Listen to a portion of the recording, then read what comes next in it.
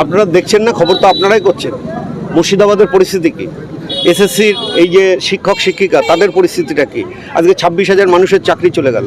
এই জেনারেশন ধ্বংস করে দিল মমতা বন্দ্যোপাধ্যায়ের জন্য সম্পূর্ণ দায়ী, এবং মুর্শিদাবাদের যে ঘটনা তার জন্য সম্পূর্ণ দায়ী এই মমতা বন্দ্যোপাধ্যায়, কারণ তিনি স্বরাষ্ট্রমন্ত্রী। এবং এই এসএসসির যে 26,000 মানুষের চাকরি চলে গেছে, এর আন্দোলনকে মানুষের নজর ঘোরানোর জন্য কৃত্রিম সৃষ্টি মুর্শিদাবাদ। কিন্তু দেখা গেছে যে মুর্শিদাবাদে আজকে কিন্তু রাজ্যপাল তিনিও কিন্তু গেছে, কিন্তু এরকম এক একটি জায়গার মধ্যে রাজ্যপালকে নিয়ে যাওয়া হয়নি। সাধারণ ওখানকার মানুষের দাবি, পুলিশ তাদের আরে ওখানে আপনাদের সাংবাদিক ঢুকতে দিচ্ছে না, তাদের যে দুঃখের কথা তারা বলবে, বাস্তব পরিস্থিতিটা বলতে দিচ্ছে না, তাদেরকে আটকে রেখেছে, রাজ্যপালের সাথে দেখা করতে দিচ্ছে না, তাদের খাবার দাবার পৌঁছতে দিচ্ছে না। অনেক স্বেচ্ছাসেবী সংস্থা যারা ওখানে খাবার দিতে চায় তাদেরকে যেতে দিচ্ছে না, তাদেরকে একদম বন্দি করে রেখেছে, মানে জেলেও ওইভাবে আসামি থাকে না।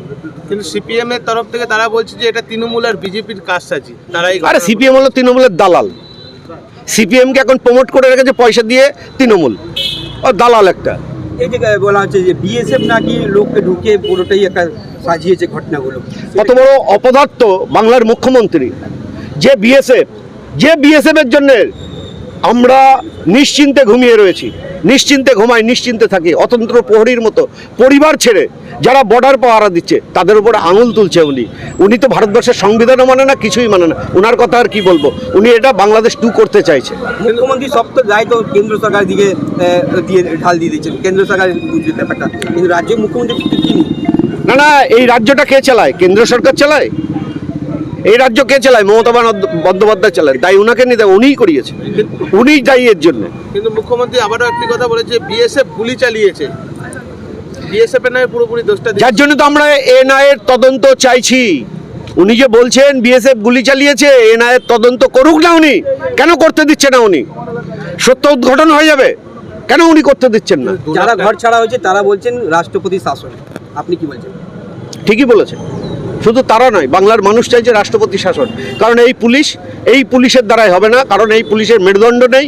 আর এই পুলিশ, আপনি একটা বিপদে পড়বেন, আপনি সাংবাদিকতা করছেন, 4 দিনেও সেই পুলিশকে খুঁজে পাবেন না, আপনার বাড়ির লোক এমনি মারা যাবে। যে হিন্দু পরিবারের 2 জন মারা গেছিল মুর্শিদাবাদে, তাদেরকে 2 লক্ষ টাকা দিয়ে মুখ্যমন্ত্রী সাহায্য করছে পরিবারকে। সেই পরিবার বলেছে টাকা নেবে না, মুখ্যমন্ত্রী তো ওইটাই জানে। মুখ্যমন্ত্রীর ওই একটাই ব্রত আছে, ঘটনা ঘটিয়ে দাও, টাকা দাও, কিন্তু সবাই বিক্রি হয় না, সবাই বিক্রি হয় না। আপনারা যখন প্রতিবাদ করছেন তখন পুলিশকে দেখা যাচ্ছে অ্যাক্টিভ, কিন্তু মুর্শিদাবাদ যখন হলো তখন এতদিন ধরে সামাল দিতে পারলো না কেন? আমরা যখন প্রতিবাদ করছি, এসএসসির শিক্ষক শিক্ষিকারা প্রতিবাদ করছে, দেখছেন তাদের লাথি মারছে। যে শিক্ষকদের কাছে তাদের সন্তানরা পড়ে, তাদেরকে লাথি মারছে সেই শিক্ষকদের। আর মুর্শিদাবাদে যখন হিন্দু নিধন হচ্ছে তখন পুলিশকে ফোন করছে, পুলিশ ফোন তুলছে না, যদিও তুলছে তাকে বলছে আসছি করে 4 ঘন্টা 5 ঘন্টা কেটে যাচ্ছে, মানুষ সেখানে শেষ হয়ে যাচ্ছে। এই তো পুলিশ। আর কি আপনাদের কর্মসূচি রয়েছে পরবর্তী? আমাদের লাগাতার এই আন্দোলন চলবে, আমরা বাংলার মানুষের জন্য আছি।